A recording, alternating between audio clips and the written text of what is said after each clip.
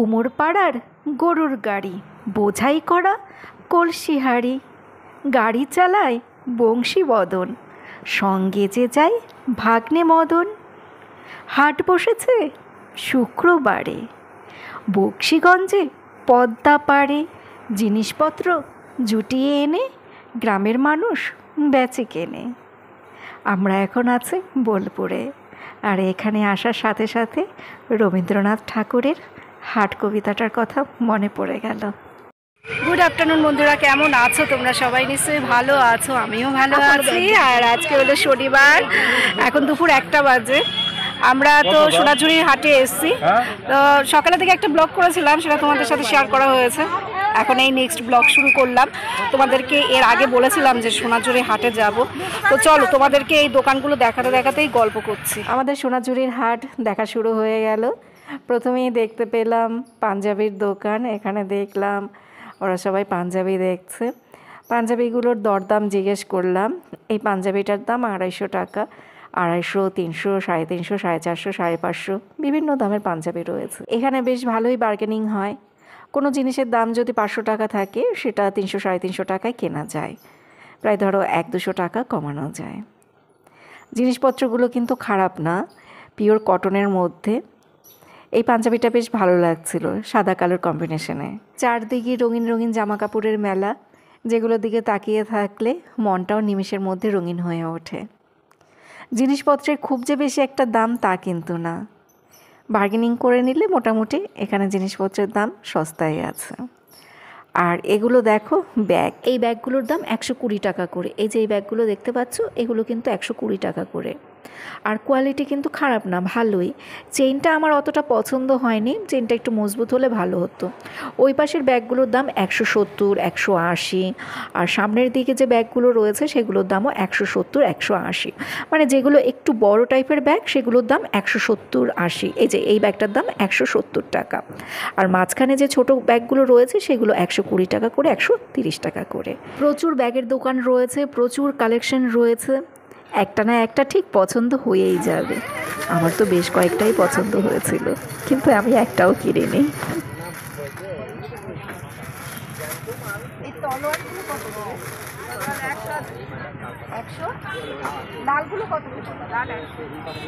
এখানে বিভিন্ন রকমের ছোট ছোট পোড়ামাটির পুতুল রয়েছে। এগুলো দিয়ে ঘর সাজালে দেখতে ভালো লাগে। আমি হাতে ধরে একটু নাড়াচাড়া করে দেখছিলাম, নেব কি নেব না সেটাই ভাবছিলাম। কিন্তু এগুলোর দামের কথা জিজ্ঞেস করতে না আমার আর খেয়ালই ছিল না। এগুলো কি দিয়ে তৈরি? এগুলো তাল গাছের পাতা। আর এটা এটা কি? অরিজিনাল কি এটা? তারা কাঞ্চন। কত করে এগুলো? 100। আর এই যে তালপাতার এগুলো? তালপাতাগুলো 100 টাকা। হ্যান্ডমেড জুয়েলারি রয়েছে বিভিন্ন রকমের।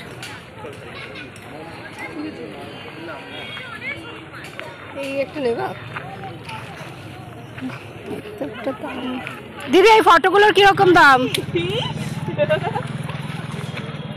ও দিদি, এই ফটোগুলোর কিরকম দাম? এগুলো কত?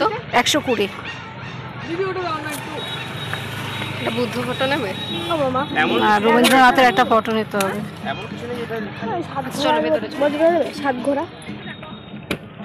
এগুলো কাপ্তান 650 করে। দাঁড়া দেখছি। আর ব্লাউজ পিস গুলো কত করে? এগুলো কি ব্লাউজ পিস? এগুলো কি চুড়িদারের পিস নাকি? হ্যাঁ। কত পড়বে এগুলো? 1050, 1150, 1250। আর ব্লাউজ পিস গুলো? ব্লাউজ পিস আপনার 100। ওই যে ওগুলো ব্লাউজ পিস 260 আছে, 280। এগুলো হলো ব্লাউজ পিস। এগুলোর দাম রয়েছে 150, 200, 280, 350। আর এই যে বড় যেগুলো দেখতে পাচ্ছ, এগুলো হলো গিয়ে গায়ের চাদর, অনেকটা বড় ওড়নার মতো। এগুলোর দাম 500, 700, 800, কারণ কাঁথা স্টিচের তো, ওই জন্য দামটা একটু বেশি। এখানের হ্যান্ডমেড জুয়েলারিগুলো ভীষণই সুন্দর, দেখলে মন একদম ভালো হয়ে যায়। দেখো রঙিন রঙিন কত সুন্দর জুয়েলারি। 20 টাকা করে কানের দুলগুলো শুরু।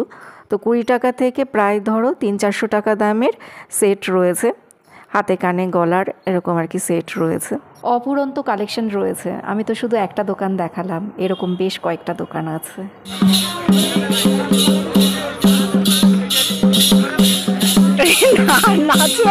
জেঠিকে ডাক, আমি নাচতে পারবো না। আসো নাচো, জেঠিকে ডাকো, আমি আসবো না।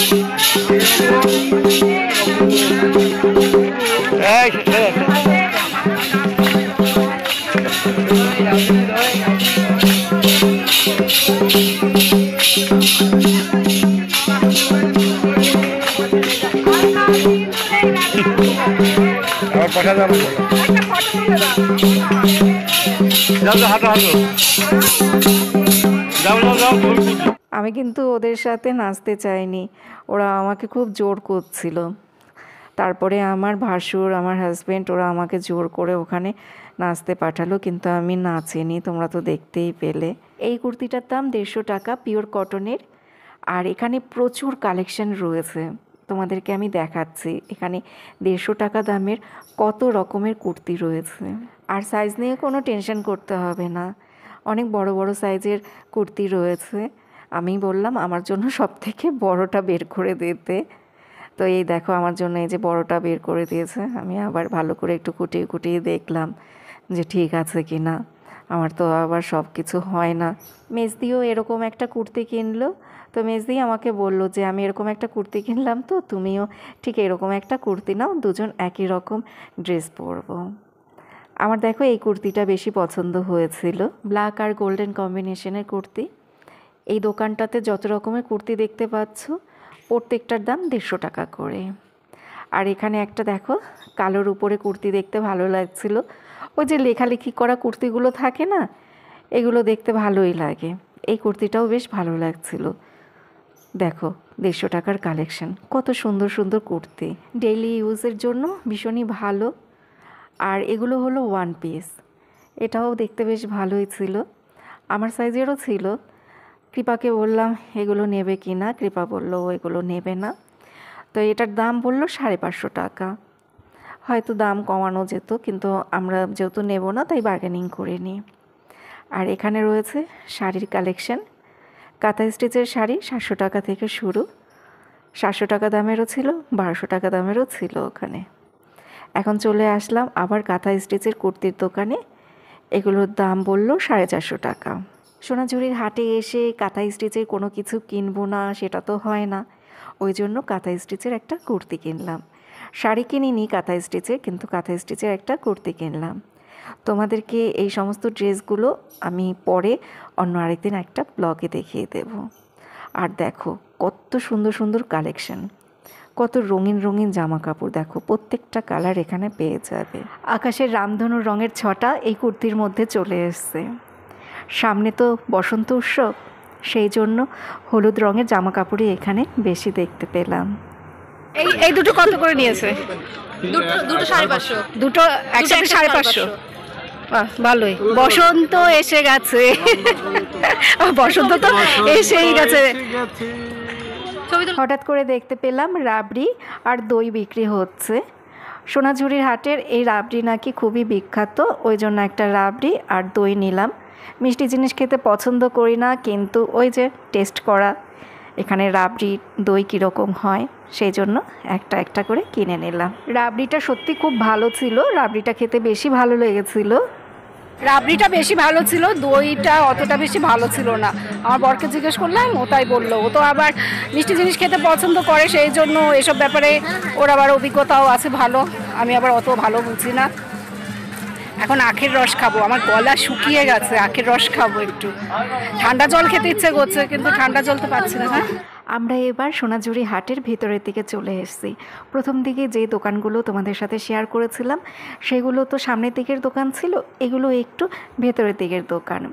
এখানে কিন্তু জিনিসপত্রের দাম ওই সামনের দোকানের থেকে তুলনামূলকভাবে একটু কম। এখানে যে কুর্তিগুলো দেখলাম সেগুলোর দাম কিন্তু 250, 300, 400 টাকা ছিল, কিন্তু সামনের দিকে এই কুর্তিগুলোর দাম একটু বেশি বলছিল। দেখো এই কুর্তিগুলো কিন্তু বেশ সুন্দর, আমার তো খুব পছন্দ হয়েছিল, কিন্তু যেহেতু দুটো কেনা হয়েছে ওই জন্য আর আমি এগুলো কিনলাম না। এখানের ব্লাউজগুলো কিন্তু বেশ সুন্দর। এই যে আমি এখন ব্লাউজ দেখছি, এগুলোর দাম হলো 250, 300, 200 এরকম দাম। বার্গেনিং করলে আরও কিছুটা দাম কমানো যায়। দেখো কি সুন্দর সুন্দর ব্লাউজ, আর এই ব্লাউজগুলোর দাম কিন্তু আমাদের ওইসব জায়গায় একটু বেশি নেয়। আর এগুলো হলো গিয়ে ওই যে শাড়ির উপরে পরে না জ্যাকেট টাইপের সেই জিনিস। তো এই জিনিসটা আমার খুব পছন্দ হয়েছিল। এই যে কালো, এই যে এটা দেখতে পাচ্ছ, এটা আমার পছন্দ হয়েছিল। ব্লাউজের পরিবর্তে এই জ্যাকেট পরে তার উপর থেকে শাড়ি পরবো, এরকম একটা ইচ্ছে আমার অনেক দিনের, কিন্তু আমার সাইজের নেই, সেই জন্য আমি আর এগুলো কিনতে পারিনি। এটাই সব থেকে বড় সাইজ। আর লং জ্যাকেটগুলোও দেখলাম, সেগুলোর দাম ছিল 750 টাকা, আর আমি যেটা ধরেছিলাম সেটার দাম ছিল 550 টাকা। আর এই যে এখানে শাড়িগুলো ছিল, এই শাড়িগুলোর দাম ছিল 8-10 হাজার টাকা। এখানে 700 টাকা থেকে শুরু করে 10,000 টাকা অবধি কাঁথা স্টিচের শাড়ি পেয়ে যাবে। আমরা এখন সোনাঝুরির হাট থেকে বেরিয়ে যাচ্ছি। প্রায় 1.5 ঘন্টা মতো এখানে ছিলাম, আর এই জায়গাটা এত ভালো লাগছিল, পরিবেশটা এত শান্তশিষ্ট। কোনো কিছু কেনাকাটা না করলেও এখানে দাঁড়িয়ে থাকতে বেশ ভালো লাগছিল, সব কিছু দেখতে ভালো লাগছিল, পরিবেশটা খুবই সুন্দর। হাটে থাকলেই যে কেনাকাটা করতে হবে সেরকম তো কোনো কথা নেই, কেনাকাটা তো সম্পূর্ণ নিজের ব্যাপার, কিন্তু এই যে চারদিকের পরিবেশটা, রঙিন রঙিন সব জিনিসপত্র দেখতে পাচ্ছি। তাছাড়া এখানে একটা বাঙালিয়ানা ফ্লেভার রয়েছে, তো সেটাই আমাকে বেশি আকৃষ্ট করছিল।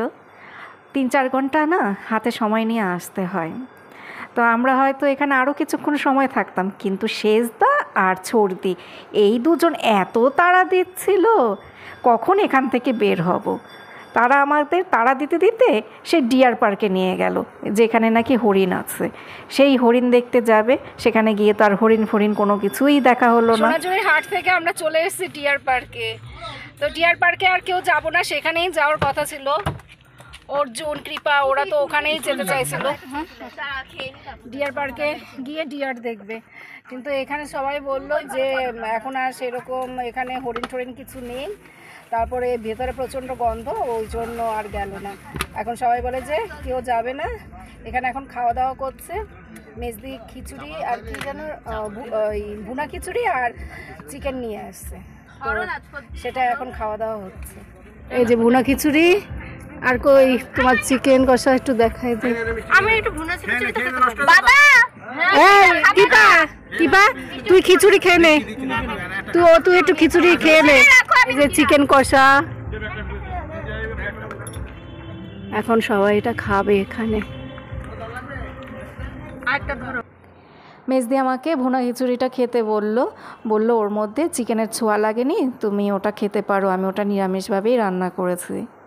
আমি তো আজকে নিরামিষ খাবো, কারণ আগের দিন শিবরাত্রি ছিল, শিবরাত্রির আগের দিনও নিরামিষ খেয়েছি, শিবরাত্রির পরের দিনও নিরামিষ খাচ্ছি। তো আমি এখন একটু ভুনা খিচুড়ি খাচ্ছি, আর ওরা সবাই বারবার বলছিল তোমরা খাবে না, আমরা সবাই মাংস খাবো, খিচুড়ি খাবো, তুমি তাকিয়ে তাকিয়ে দেখবে, এইসব বলছিল। কৃপারও আজকে নিরামিষ খাওয়ার কথা ছিল, কিন্তু আমি কৃপাকে বললাম যে তুই ভুনা খিচুড়ি আর মাংস খেয়ে নে, সবাই তো খাচ্ছে, তুইও খেয়ে নে। মেজদা মেজদির খাওয়াই দিচ্ছে, ভিডিও করো। দেখি না খাওয়াই দেওয়া অসুবিধা কি, দেখি কি হয়েছে, চুরি করছিস নাকি?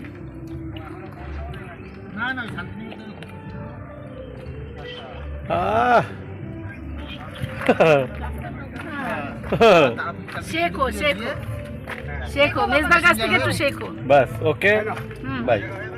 আর বন্ধুরা, এই সাদা রঙের ফুলগুলো দেখো এত সুন্দর। আমরা এত জায়গাতে গিয়েছি কিন্তু কখনো এই ফুলগুলো দেখিনি, অনেকটা কাগজ ফুলের মতো, কিন্তু এর মাঝখানে না কেমন যেন একটা সেই মুক্তোর মতো রয়েছে। তোমাদেরকে আমি ভালো করে ভিডিওতে দেখাতে পারিনি। আমরা যখন এই গাছটা খালি চোখে দেখছিলাম এত ভালো লাগছিল, সবাই তো আমরা এখানে দাঁড়িয়ে দাঁড়িয়ে ফটো তুললাম, কিন্তু ভিডিওতে কিছুই বোঝা যাচ্ছে না। আমি যখন ভিডিওটা এডিট করছি তখন দেখছি সেরকম কিছুই বোঝা যাচ্ছে না, খালি চোখে গাছটা দেখতে অপূর্ব লাগছিল। সাদা রঙের থোকা থোকা ফুল ফুটে রয়েছে, আর প্রত্যেকটা ফুলের মধ্যে না সে কেমন যেন একটা মুক্তোর মতো রয়েছে। ওটা ফুলেরই একটা অংশ, কিন্তু মনে হচ্ছে কি ওই ফুলের মধ্যে মুক্তো সাজানো, এত দারুণ লাগছিল। এখন আমরা যাচ্ছি তারাপীঠে। শান্তিনিকেতনে সেরকম বেশি কিছু দেখা হয়নি, শুধু সোনাঝুরির হাটটাই দেখা হলো। এর আগেও আমি একবার শান্তিনিকেতনে এসেছিলাম, কিন্তু সোনাঝুরির হাটে আসা হয়নি। তখন আমি শান্তিনিকেতনের মিউজিয়াম দেখেছিলাম, তারপর পদ্মা নদীর পাড়ে গিয়েছিলাম, কিন্তু সেই সমস্ত কিছু এইবার আর দেখা হয়নি। তুই উঠে আমার পিঠ থেকে কুলের বিচি চলা, ওরা পেছনে কুল খাচ্ছে আর আঙুর খাচ্ছে, কুলের বিচিগুলো আমার পিঠের উপরে মারছে। আমার আঙুর ফলের বীজ হয়। হ্যাঁ, আর বললাম না খেলছিস। তারা তোর বাবার নামও গাড়ি থেকে। আরে বাবার গাড়ি কুলের বিচি ফেলে দিও, জামার মধ্যে ঢুকিয়ে দিও। মিস্তি মুছে নাও, আমরা মুছে ধোয়া। আমার ইচ্ছে ছিল অর্জুনকে ভালো করে শান্তিনিকেতনটা ঘুরিয়ে দেখাবো, কিন্তু সেটা আর হলো না। যেহেতু আমাদেরকে তারাপীঠে যেতে হবে, ওই জন্য এখান থেকে তাড়াহুড়ো করে বের হতে হলো। আর রাস্তায় তো 2-3 বার করে খাওয়া দাওয়া হয়েছে, মানে চা, মিষ্টি, সিঙ্গারা এসব টিফিন করা হয়েছে, চিপস, কোল্ড ড্রিঙ্কস। তো সেসব আর কোনো কিছু শেয়ার করা হয়নি, এমনিতেই তো ভিডিও অনেক বড় হয়ে যাচ্ছে। আমি 13-14 বছর আগে তারাপীঠে এসেছিলাম। তারাপীঠে রাত কাটিয়ে পরের দিন শান্তিনিকেতন হয়ে তারপর বাড়ি চলে গিয়েছিলাম। সেই বছর এরকম প্রোগ্রাম করা হয়েছিল, আর এবার উল্টো করে করা হলো। আগে আমরা সোনাঝুরির হাটে গেলাম, তারপর তারাপীঠে যাচ্ছি। আগের বার তারাপীঠে যখন এসেছিলাম সেইবার আমি বামাখ্যাপার বাড়ি দেখিনি। আমার মনের মধ্যে একটা আফসোস রয়ে গেছে, ওই জন্য আমি বললাম যে আগে বামাখ্যাপার বাড়ি দেখব। বামাখ্যাপার বাড়ি দেখে তারপরে তারাপীঠের ওখানে যাব। এখন আমরা বামাখ্যাপার বাড়ি এসেছি। মন্দিরের ভেতরে ভিডিও করতে দেবে না, সেই জন্য আমি বাইরের থেকে একটু ভিডিও করেছিলাম, মন্দিরের ভেতরে কোনো রকম কোনো ভিডিও করিনি। বন্ধুরা, বামাখ্যাপার বাড়িটা খুব ভালো লাগলো। সে আগের দিনের মাটির ঘর, খড়ের চালা, তারপরে কাঠের সেই দরজা, মোটা কাঠের দরজা, আগের দিনেরই সময়কার দরজা, এখনকার দরজা না। কাঠটা দেখলেই বোঝা যাচ্ছে। আমি আবার সব ধরে দেখলাম, ভিডিও করতে দেবে না, তা না হলে দেখাতাম। আর খুব ভালো লাগছিল, থাকতে দিল না বেশিক্ষণ, লোকের ভিড় আছে তো ওই জন্য। বামাখ্যাপার বাড়ির এখানটাতে না একটা মেলার মতো বসে, এখানে দেখলাম প্রচুর লোকজন রয়েছে। আর তাছাড়া আজকে ভালো দিন তো, অমাবস্যার দিন তো, ওই জন্য প্রচুর লোকজন। তারপরে পুজো আশ্রা হচ্ছে, মেলার মতো বসেছে, আর এখানে ভান্ডারা দেয়া হচ্ছে। কত জায়গায় যে ভান্ডারা দিতে দেখলাম। তো দেখো, এখানে রয়েছে ডাল, ভাত, মাছ ভাজা, মিষ্টি। এখন রাত 8:30 বাজে। আমরা বামাখ্যাপার মন্দির দর্শন করে এখানে চলে এসেছি। বামাখ্যাপার মন্দিরের ওখান থেকে এই জায়গাটা বেশি দূর না। আমরা আছি হোটেল যশোদা ইন্টারন্যাশনাল, এই হোটেলে আছে। আগে থেকে হোটেল তো বুকিং করা ছিল, বারবার করে নামটা দেখছি, কারণ যশোদা হোটেল 2টো আছে, ওই জন্য আমি বারবার করে নামটা দেখলাম। একটা মনে হয় শুধু মা যশোদা, আর একটা মনে হয় যশোদা ইন্টারন্যাশনাল। তো এই হোটেলে আসার পর আমি আর ব্লগ করিনি। আমরা হোটেল রুমে এসে ফ্রেশ হলাম, এখন আবার এই সবাই বেরোচ্ছি। এখন মনে হয় শ্মশানের ওদিকে যাবে। ভাবলাম ব্লগটা তো বড় হয়ে গেছে, তো সেই জন্য আমি আর এই হোটেলের রুমে এসে এখানটায় ভিডিও করিনি। আমরা আছি 5 তলাতে। আজকে তোমাদেরকে হোটেলের রুমগুলো দেখাবো না, এর পরের দিন দেখাবো, কারণ আজকে অনেক কিছু শেয়ার করা হয়েছে। যে যার মতো করে ঘুরছে, ওই যে কৃপা, অর্জুন, আর বাইরে হালকা হালকা ঠান্ডা আছে, ওই জন্য গায়ে একটা চাদর দিলাম। কি ভূত দেখে এসছো?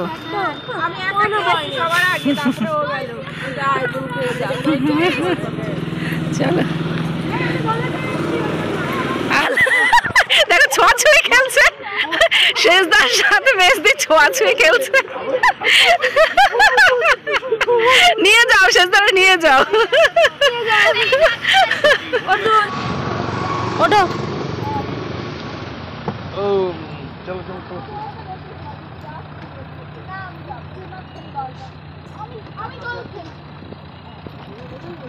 Bye bye.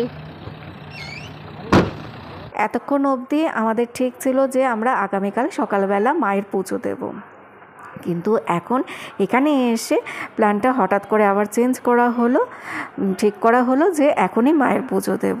তো সেই জন্য আমরা ডালা নিলাম, এবার আমরা যাচ্ছি মায়ের মন্দিরে। আজকে শনিবার, অমাবস্যার দিন, ওই জন্য এখানটাতে মারাত্মক লেভেলের ভিড় ছিল। সবাই 5-6 ঘন্টা লাইনে দাঁড়িয়ে তারপরে মায়ের পুজো দিচ্ছে। ভালো করে তো মায়ের মুখ দেখতেই পেলাম না। আমরা তো ঠাকুর মশাই নিয়ে নাট মন্দিরের ওখানটাতে গেলাম, তো সেখানে আমরা বেশ কিছুক্ষণ সময় দাঁড়িয়েছিলাম।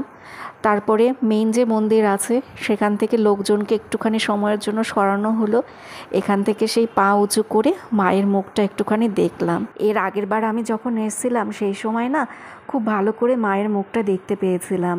মেইন মন্দিরে গিয়ে একদম মাকে সামনাসামনি আমি দেখেছিলাম, কিন্তু এবছর কী যে দেখলাম কিছুই বুঝতে পারলাম না। 2-3 সেকেন্ডের জন্য মায়ের মুখটা একটু দর্শন করেছি মাত্র, আমার মন ভরেনি। সেই কথাই আমার হাজব্যান্ডকে বলছিলাম, বলে এইটুকু যে দেখতে পেয়েছো সেটাই অনেক। প্রচণ্ড ভিড় ছিল বন্ধুরা, প্রচণ্ড ভিড় ছিল। মন্দিরের ভেতরেও প্রসাদের ব্যবস্থা করা হয়েছে, খিচুড়ি আলুর দম দেওয়া হচ্ছে, সবাই লাইন দিয়ে নিচ্ছে। তোমরা তো সবাই জানো তারাপীঠে কত দূর দূরান্ত থেকে ভক্তরা আসে পুজো দিতে। এর পাশে ছোট একটা শিব মন্দির রয়েছে, আমরা আবার সবাই সেই শিব মন্দিরে গেলাম।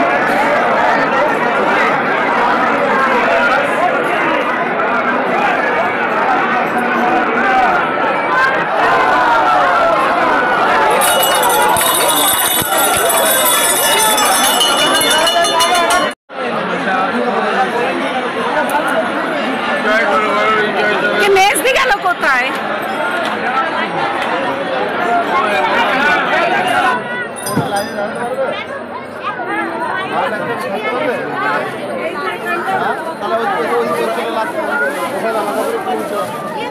এই আমরা একটা ফটো তুলবো তো সবাই মিলে। তোমাদেরকে পুকুরের পাশটা ঘুরিয়ে দেখাচ্ছি। আমার পেছনের দিকে তো পুকুর রয়েছে আর আমি তো সিঁড়ির উপরে দাঁড়ানো। এই জায়গাটা দাঁড়িয়ে থাকতে বেশ ভালো লাগছিল, পুকুরের পাশে দাঁড়িয়ে থাকতে। আর ওই শেডের নিচে দেখো সবাই লাইন দিয়ে দাঁড়িয়ে রয়েছে মায়ের পুজো দেবে, সেই জন্য। মন্দির থেকে আমরা চলে আসলাম শ্মশানে। তো শ্মশানে আসার পর আমি একটু ভয় পেয়েছিলাম, কারণ চারদিকে না হোমযজ্ঞ হচ্ছে, তারপরে কী সব যেন তান্ত্রিকরা করছিল। তো ওসব দেখে না আমি একটু ভয় পেয়ে গেছি, যার জন্য আমি আর কোনো ভিডিও করতে পারিনি।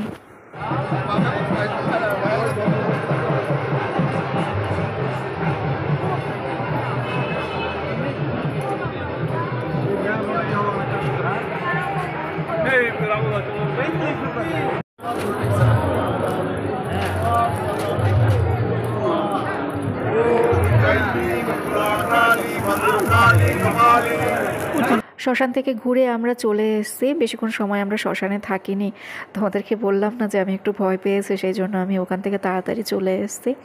আর এখানে রয়েছে ভাত, আর তার সাথে রয়েছে গাঠি কচু, না জানি কচু ভাজা, যেটা আলুর চিপসের মতো করা হয়েছে। বাটির মধ্যে রয়েছে আলু পোস্ত, ডাল আর পাঁচমিশালি সবজি। অনেকে রুটি খেলো, অনেকে ভাত খেলো, এক একজন একটা খেয়েছে। আমি আর অর্জুন এখন খেয়ে নিচ্ছি। তাহলে বন্ধুরা আজকের মতো টাটা, বাই বাই। তোমাদের সাথে আগামীকাল দেখা হবে। তোমরা সবাই ভালো থেকো, সুস্থ থেকো, সাবধানে থেকো।